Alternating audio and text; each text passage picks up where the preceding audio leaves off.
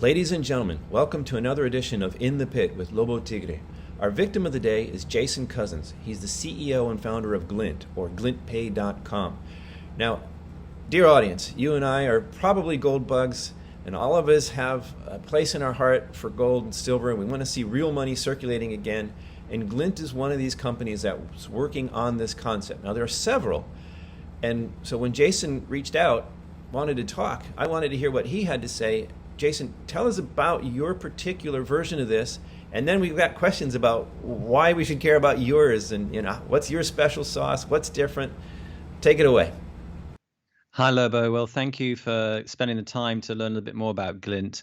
I'd like to just tell you the origin story, really, because I think although your viewers probably will have a lot of affinity with it, I'm not from financial services. And we're disrupting the banking, payments, and money itself system, and yet I'm not from that world because I qualified as an architect originally, and got involved in virtual reality the first time it was cool back in the 90s, and then started pulling together engineering teams and building websites and e-commerce systems for retailers and manufacturers.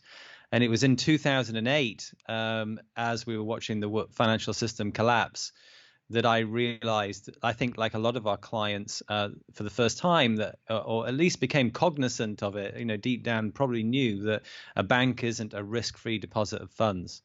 You obviously put your money in the bank, it ceases to be yours, it's lent out, it is put at risk. And that isn't really something that's kind of very prominent in people's minds for the majority of people, I think. But 2008, I think, was a real catalyst for a kind of unveiling of what was going on in the financial system, and a kind of a growing interest in people's minds about, well, hang on, what is my bank? And then of course thinking about money itself, and why is it that money depreciates in ways that are completely outside of my control. And I was shocked, and I think nearly most people I speak to today are still shocked when I tell them that, do you realize the pound and the dollar, they've lost more than 85% of their purchasing power? And, if you say it too quickly, people don't really appreciate it. You say, no, it's lost 85% of its purchasing power in my lifetime since, Nixon took us off the gold standard. And so, if you're a kind of somebody who wants to make something out of their life and want to build something, you want your savings and your money you don't want it to depreciate like that. So what's the solution? Certainly for me, I was looking for a solution then, and I didn't see one that existed. And I did learn that gold was the ultimate store of value. And as I'm sure all of your viewers know, gold, of course, still buys you what it did 2,000 years ago. Its purchasing power in my lifetime's gone up by over 500%. And its nature isn't defined by human beings. In my mind, if anything that is defined created by human, then it's corruptible. Even with sometimes the best intentions, these things the best intentions end up corrupting a system.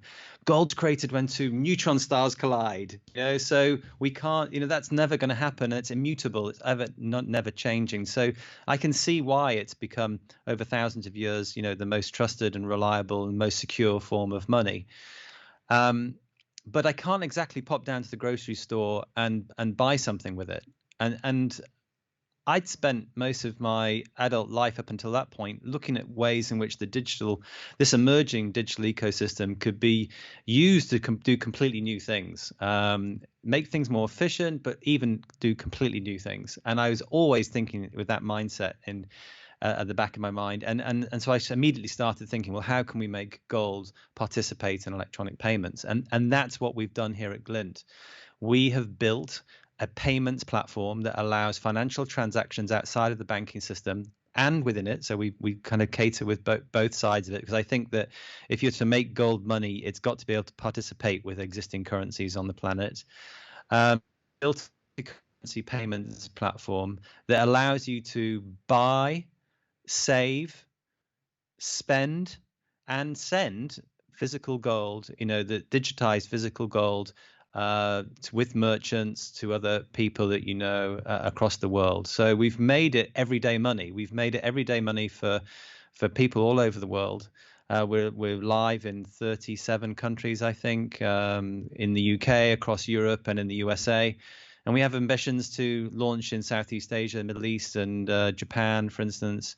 So, and India. We're super excited about where this could go. But just to kind of put some color on it, the Glint, when you simply download the Glint app, you register. We go through KYC, know your customer, anti-money laundering processes, because we want to be friends with the regulators, because we don't want them to shut us down like some of the people have been shut down in the past.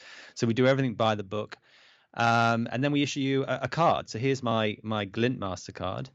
And literally, I mean, I pay for everything with this. I put all my money into gold, and I pay for everything from come for a taxi. I just took a taxi just about an hour ago, and it cost me half a gram of gold, because this card is accepted anywhere in the world where MasterCard is accepted. And also we give the real wholesale market rate to our customers. We don't kind of stuff the spread with extra fees. We are very transparent about our fees. We charge 0.5% when uses that card, but we don't even charge. Sorry, wrong. We charge you 0.5% when you buy or sell your gold on the app. When you use the card in your currency of your residence, we don't charge you anything at all. We wanted to reduce the friction, and so more and more people would use it as money. And then if you use it abroad, when hopefully we all get back to traveling a bit more once this dreadful pandemic's over, then it's very efficient. We charge the real wholesale interchange fee, exchange fee between foreign currencies and Glint, and then only charge you 0.5%. So we're also trying to democratize access to gold. So with the Glint card, you can buy as little as 1 cent worth of gold, of a gold bar. And this is really important. This gold is real, physical gold that's stored in a vault in Switzerland, run by Brinks, who are one of the biggest and most reputable precious metals vaulters in the world. And it's your legal title. It's allocated to you. There's no unallocated gold here. There's no paper gold in sight. All right. Well, there's a gazillion questions I've got there, but just to be clear on the nature of the business, as far as the regulators are concerned, you're a bank. Or no, what entity are you? We're staying well clear of being a bank. A bank, of course, lends deposits out to other businesses and puts them at risk. We don't do any of that. We're not looking for a banking license. We are a payments company. Our customers can store their US dollars, their pounds, or their euros in wallets in our account. That money is stored. That money is stored in a bank, but in a segregated and safeguarded account at a tier 1 bank. Okay. In the US, it's with a MasterCard bank called Sutton Bank, and for the rest of the world, it's with Lloyds Bank in London, and they're in segregated, safeguarded accounts in London. It means it's segregated and safeguarded from Glint and from Lloyds. And in the US, that money, that fiat currency, is FDIC insured. Okay. So, of course, the gold is the thing that's our main part of our proposition. And of course, that has got nothing to do with those banks. It's stored out of the banking system, outside of the banking system, and it's allocated to you. You have full legal title on it. Right. I got it, and I got the Brinks, and we get audits. That's all good. But again, just to make sure I'm clear on the nature of the business. Okay, so you're not a bank. You're a payment transfer system. But you're not a gold-backed crypto. This isn't a blockchain. You have your own proprietary software. So it's a warehouse receipts management system, or how would you describe it? So look, we've built a digital ledger system. It's centralized but scalable across the cloud.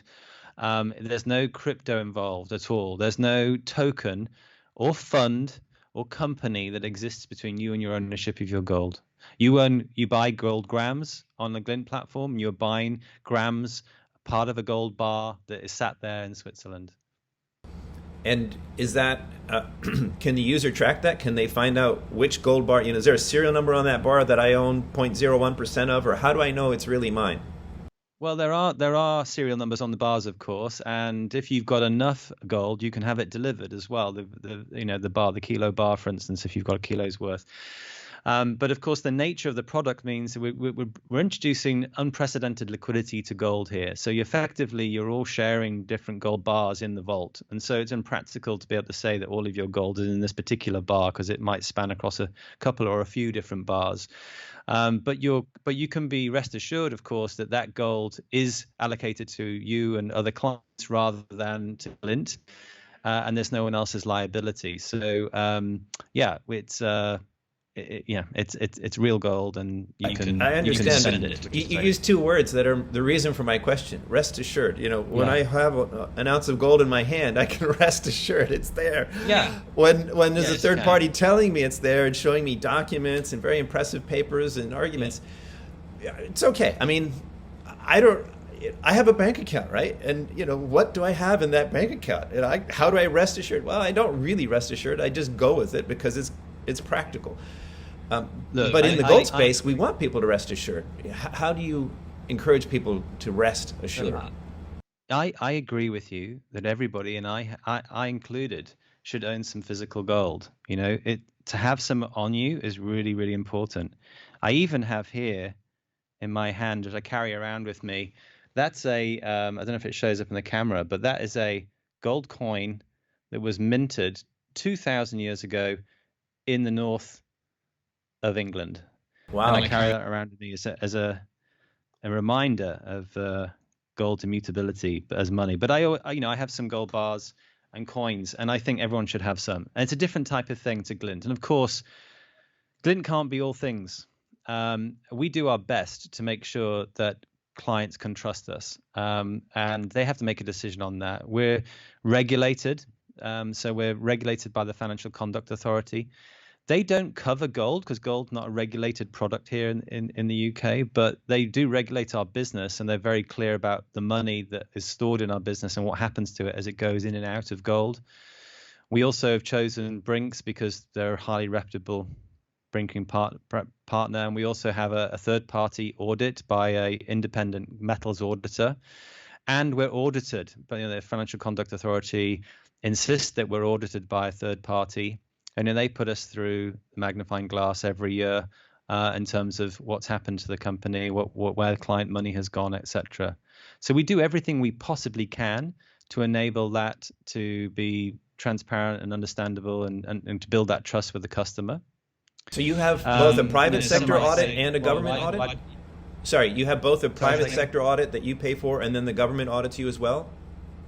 We have a audit by a third party company which we have to pay, but they are answerable to the authorities, so they do their job properly and ask us about everything, including what was this half a gram of gold that was used to pay for Jason's for a taxi from A to B.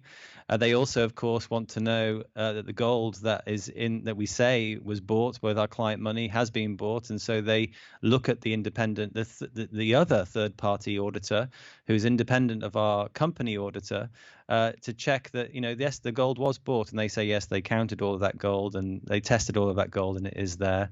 And then, of course, the last resort is that clients can, if they want, have it delivered, and we're looking to improve that process as well for them. But ultimately, there needs to be a level of trust that does come through people analyzing the business, you asking questions like the way you're asking them now, and they have to make a decision. At the end of the day, Glint is acting as a custodian for you. You have to decide whether you can trust us. There are all kinds of other ideas around using, for instance, distributed ledgers and things like that around blockchain. But at the end of the day, this gold is sat in a central location in Switzerland, so there needs to be some trust at some point. Sure. Um, we know we're also working under English law, and it's one of the oldest forms of law in the world, and the rights of property and stuff are enshrined in that very strongly. And so again, I'd be shipped off to jail if I was making any claims that weren't true. So I think there's multiple layers of trust indicators that people can take. But at the end of the day, you have to decide for yourself how much you want to put under our custody, how much you want to have in your hand. What I can say is, well, we're offering this unprecedented liquidity, and for you to be able to buy your flights to wherever you're traveling to, your school fees, your groceries, whatever you want to spend your money on, jewelry, it's there. You can send gold to friends and family and other people with Glint accounts, and that's what we're doing. That's what we're offering. We're building a vision of a world where, people are using gold as money in transactions. I think that the existing fiat system and quantitative easing that's happened is driving huge inequality between the haves and the have-nots. I agree, but let's come back to that. Yeah. Let me rewind to one quick thing. Redeemability. Yeah. Is there a minimum? Like if I want to, obviously, a tenth of a gram, that'd be hard to redeem. An ounce, or is there a minimum cutoff for what can be? So if you've got a kilo bars worth or a 12.5 kilo bars worth of gold in our system, then it's really easy. You're just going to have that gold bar delivered to you, and so there's a calculation about how much it costs to get that shipped, and the insurance around that. However, we understand that some people want to have a gold, even if they have smaller denominations. So we do our best to help people do that. And simply what we do is we swap that gold that they have with one of our partners who delivers a gold bar to them on our behalf, and we pass on the cost of that fabrication and that delivery to our customers, so they can do it. I'll be totally honest with you, it's rather cumbersome at the moment. You have to do it through our client services team. Our client services team keep saying to me how we need to improve this and automate it more. Of course, as a startup company, we've been in business a few years. We've done hundreds of millions of dollars of transactions. There's always a very long list of priorities and a big roadmap of wonderful functionality we want to bring to the product. But I can imagine, I do know that next year we will have the ability for clients simply to select the gold they own, look at a number of different bars or coins that they want to have, select them, and have them delivered without even touching the client support team. So that should be a much more efficient way of doing it. But yeah, I hope that answers the question. But in theory, at least, if people are participating in the Glint system, then they don't really want to take delivery. It's there to be used as a payment. So it's good for it to be redeemable, but that's not the primary thing here. You're not just a storage facility. No, as I understand. Okay, so one more question before we move on the security issue. Some people that they hate blockchain, they hate Bitcoin, and there's this hate between gold and Bitcoin. I think that's all rather silly. I think the real enemy is the fiat currency. But on the other hand, people sort of get that blockchain is really tough. It's government proof. The governments wouldn't be so worried about it if they could hack Bitcoin and tax it all they wanted.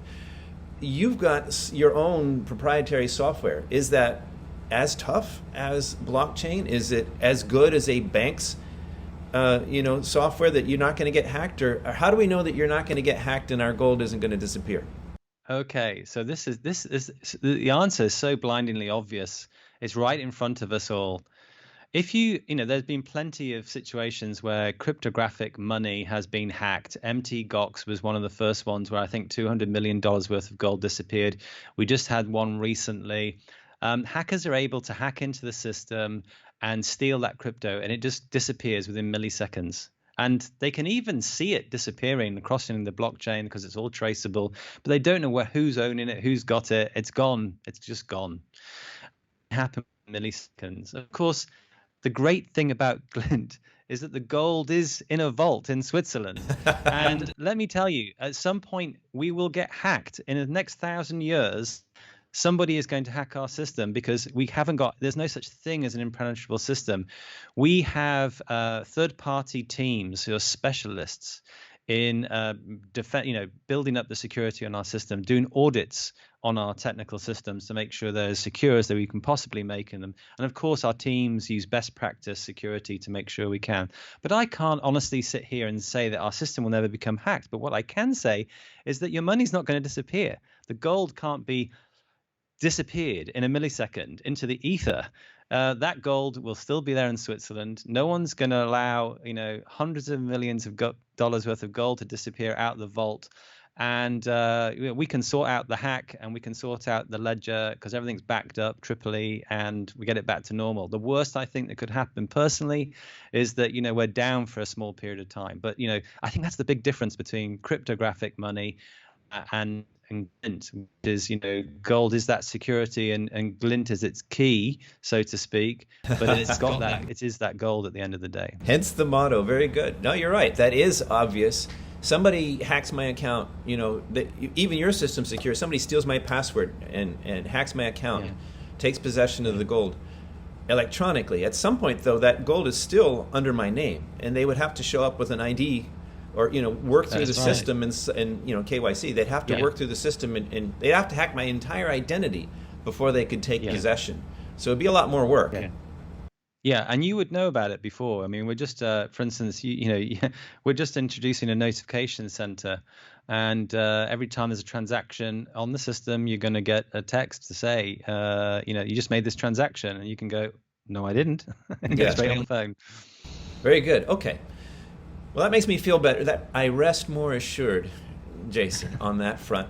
Private sector criminals, okay, that's pretty good. What about public sector bandits? We old gold bugs have seen previous efforts like this get shot down before. Bernard von Nothaus from Norhead got put in jail.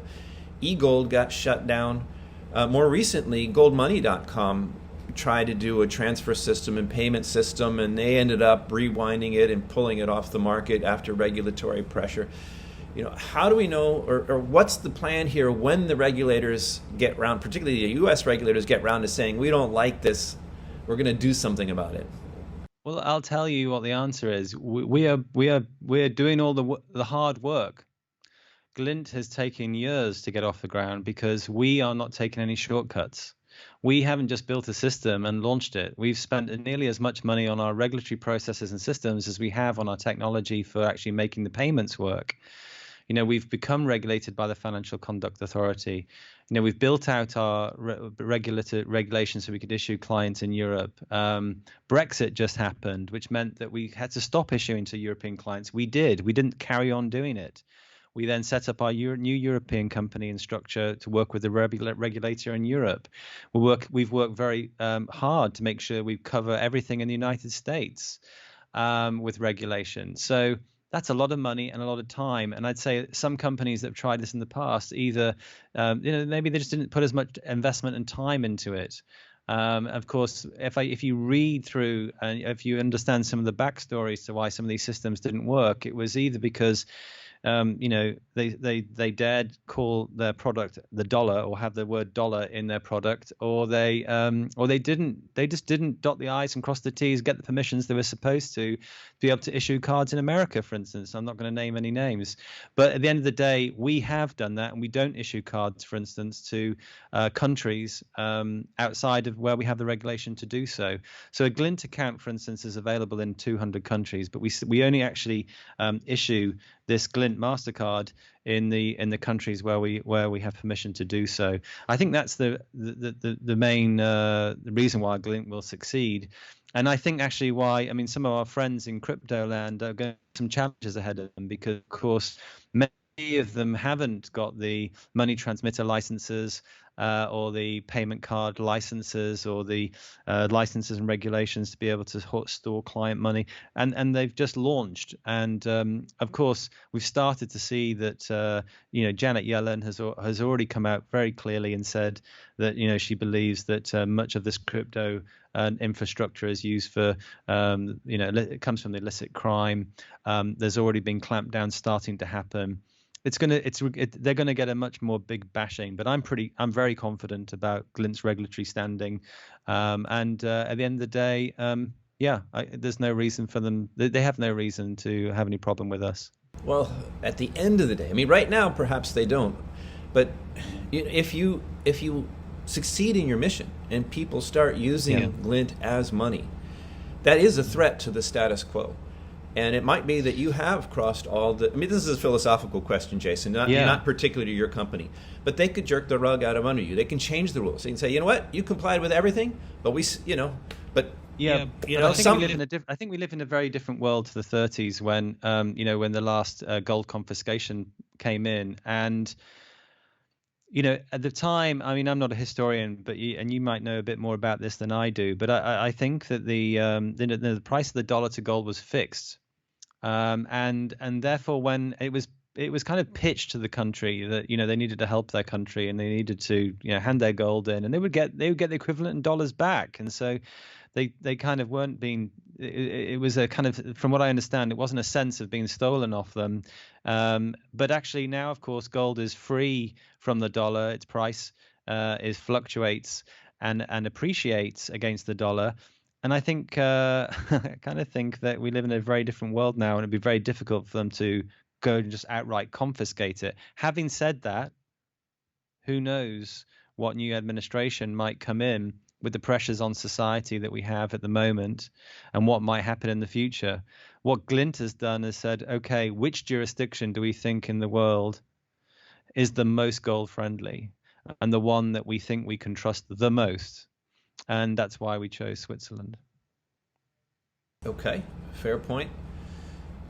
Yeah, let's not wool gather about science fiction visions of the future, dystopian, what might happen. But and it's not particularly company. If that happens, it's going to be bad for. If that was happening, you'd start to get a feel for it, and you might just have your. Well, there would definitely be canaries in the. Well, I think they would go for the cryptos first, and then if they start ratcheting up. But ultimately, someday, if you're wildly successful, if Glint becomes the real money of the world in the future, the powers that be will have to fight it at some point. It's unimaginable to me that they would let go of their control of the business of money without a fight. Well, I think there's bigger problems before then. As I briefly mentioned, QE is 20% of all US dollars ever created have been created in the last year. That is a huge problem. And as one person described it, that money has mainly gone into the lake of the financial system. And there's a dam between that lake and the lake of money which is circulating within normal spending. And when that financial system cracks, that dam will break and that money will come flooding into the other lake, and that is the lake where things are priced in for our food, our houses, and inflation is going to go through the roof. And the system, they're not going to change it voluntarily until they're forced to, with extreme problems. I agree. And I bet that's going to happen faster than they're able to change their systems, probably even faster than Glint getting to become the global payment system. And they'll have to do something quite dramatic to change their system.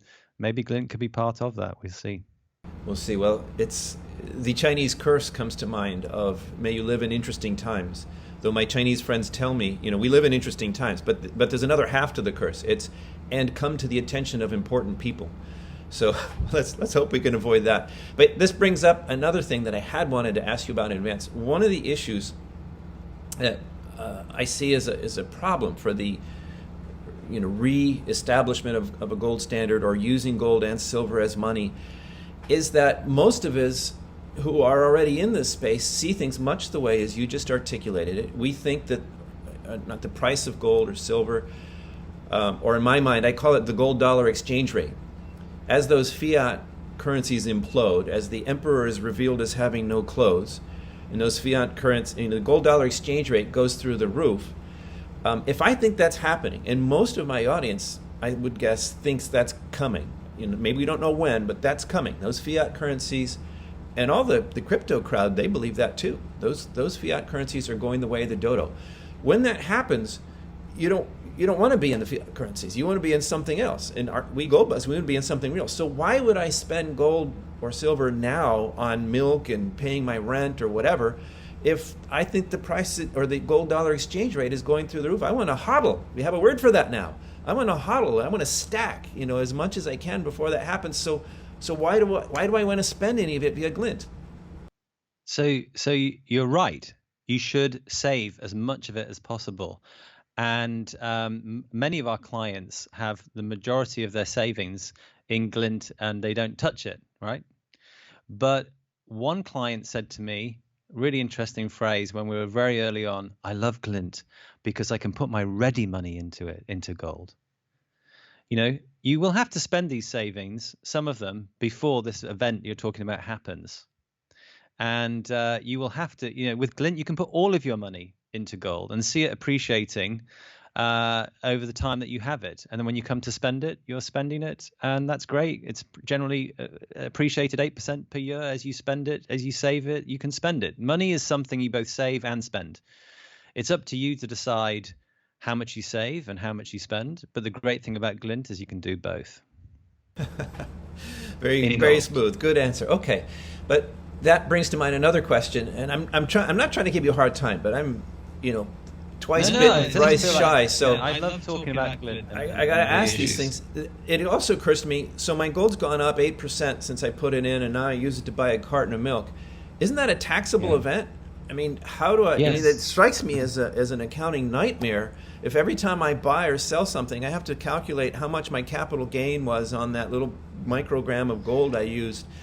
Oh my gosh, who needs that headache? Or how do your customers deal with that? So it's an interesting question. Some might argue that there isn't a capital gains event. For instance, if I was to fly over to see you and you said to me, Jason, just come over. It's all on me. I'm paying for everything. But I'd already taken out maybe $10,000. I'd bought $10,000 with my pounds because I'm in London at the moment. And I came and I didn't spend any of that money because you graciously paid for everything. And we were there maybe with you for a few weeks, and then I came back to London. And during that time, let's just say something happened like Brexit, and the pound was affected badly. And I transferred my $10,000 back to pounds. That's not a capital gain in the UK under the UK jurisdiction, for instance, because they can't be bothered, I don't think, to deal with all those kinds of transactions. But it's not, using FX gains when it's used as money is not. It's just when they're, often when they're trading it.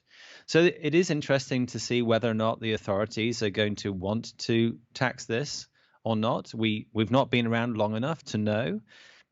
They've moved away from giving companies like us advice and opinions in advance of things. So we'll have to just test it ourselves. But wouldn't our clients themselves like to know what gains they've had, irrespective of the tax man? I always say, if you're fortunate enough to have a gain, then we'll give you the tools to be able to do that. So we've got statements that you can download in the app in both PDF and spreadsheet, Excel, CSV format as well, that allows you to be able to deal with that issue. And I think over the next few months, maybe 6 months, our engineering team are going to be looking at building out some dashboards and things like that to help you keep better visual track of what's going on there. Will there be one for merchants? Like on my end, I've had occasionally clients ask me, well, would you take payment in gold and silver? And of course, at least ideologically, I want to say yes. But the accounting strikes me, I mean, for one or two people to do that, and then I have to set up this whole other category of accounting and deal with it. Frankly, it's more trouble than it's worth.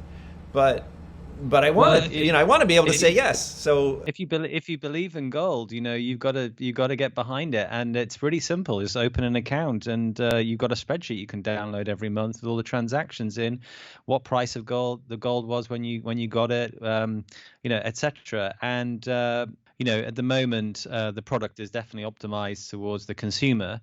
We do have a few businesses who we've invited to, join Glint and use you kind of test it out in alpha phase, really. You have kind of alpha, beta, and then you've got production quality work. So our business interface is definitely not optimized for businesses, although some people can use it, especially if you're kind of owner manager type business. You can just download the app and we can get it registered in your business's name if you want.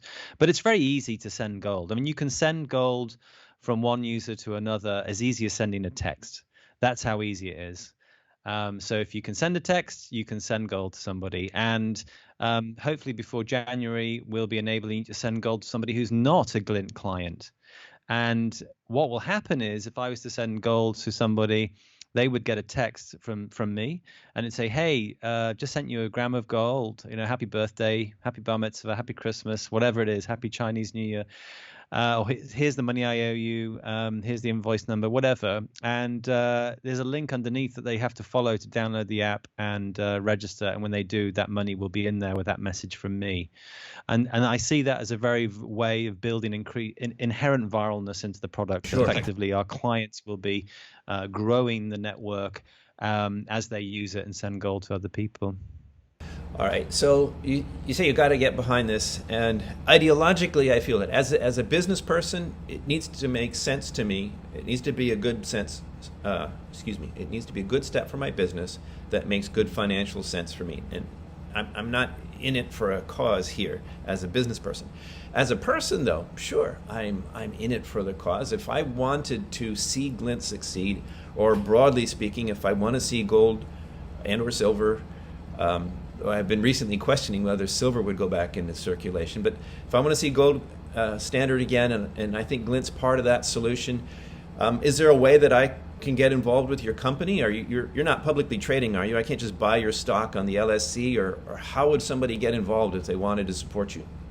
Well, recently we actually just raised $4 million through a thing called a crowdfunding. So that's where we accept small investments, not the multi-million-dollar investments we've had in the past, small investments from investors around the world. And we were very fortunate to raise $4 million. We were the first company to do it in both the UK and the US at the same time.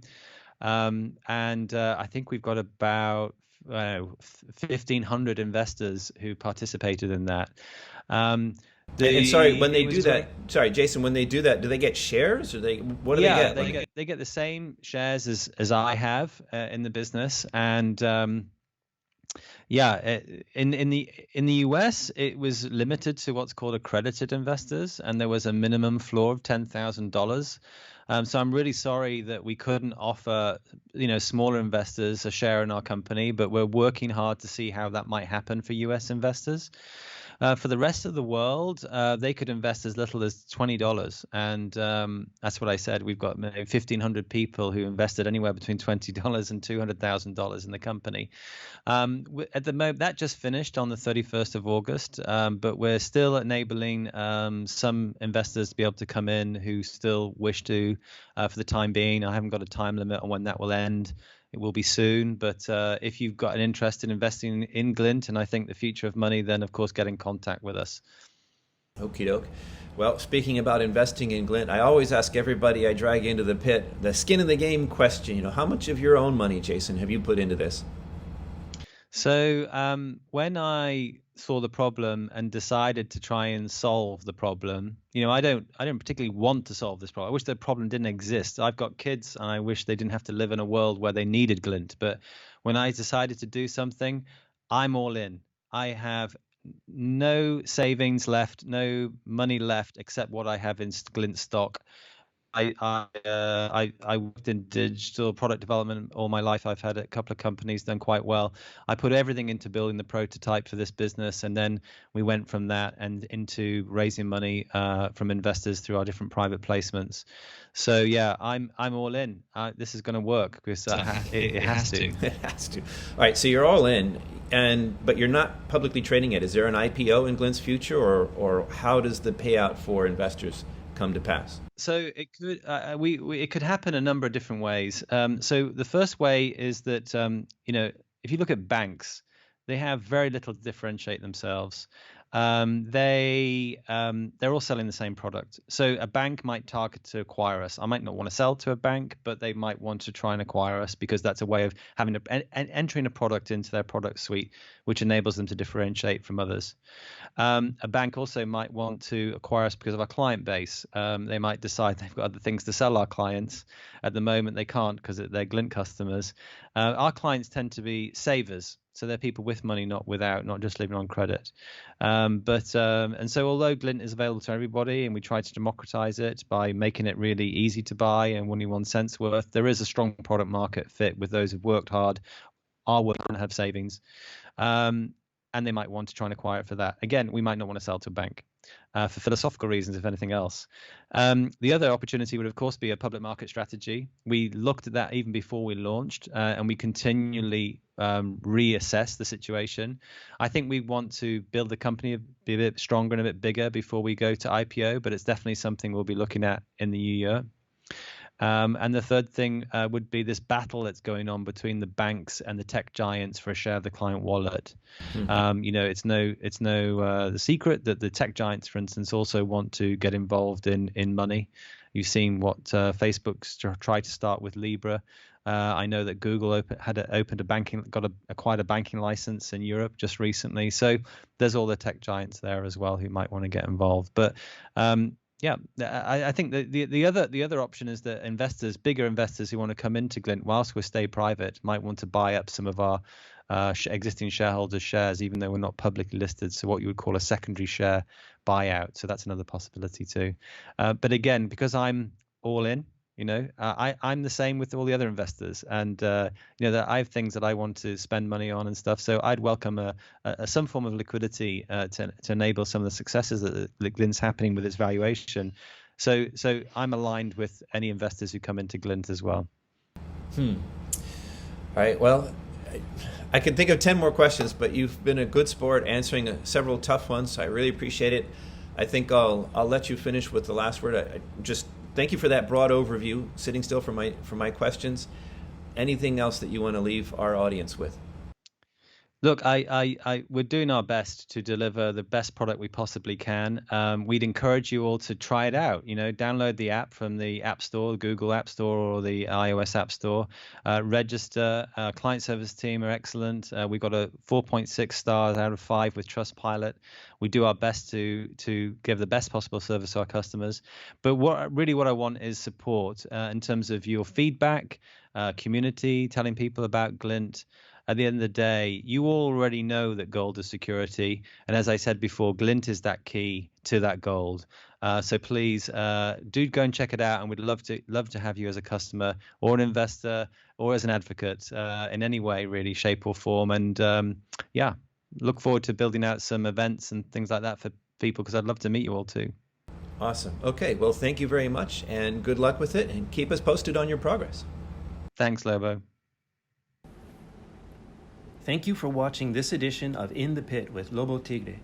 If you enjoyed or found value in what you just saw, and you're watching this on any sort of social media, please do hit the like button and the share link. Send this on to anybody you think might be interested. That helps us out a lot. If you're watching this on YouTube, please do hit the subscribe button as well. The number of subscribers helps us get more valuable content to you as well. On the subject of subscribing, I'll quickly say that if you're not a subscriber to our free weekly Speculators Digest, I encourage you to sign up. I promise if you do, we will not send you a flood of daily advertisements. You get one free weekly digest with original research not published anywhere else. Check it out at independentspeculator.com. Thank you and have a great day.